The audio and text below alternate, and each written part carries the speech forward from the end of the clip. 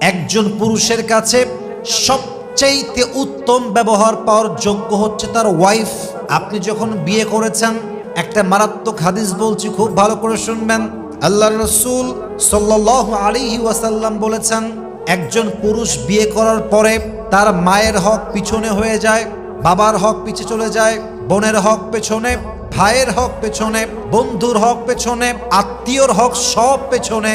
আল্লাহর হাবিব বলছেন, বিয়ের পর পর পুরুষের জন্য সবচাইতে গুরুত্বপূর্ণ লিস্টে যার হক সবার আদায় করতে হবে তার নাম হচ্ছে বউ। সুবহানাল্লাহ পড়েন সবাই।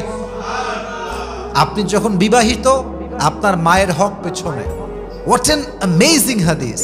বাবার হক পেছনে, বোনের হক পেছনে, বন্ধুর হক পেছনে, ভাইয়ের হক পেছনে। একজন পুরুষের জীবনে সবচেয়ে প্রথম যেই মেয়েটা প্রায়োরিটি লিস্টে নাম্বার 1-এ থাকবে, সে হচ্ছে তার ওয়াইফ, সে তার স্ত্রী। সুবহানাল্লাহ পড়েন সবাই।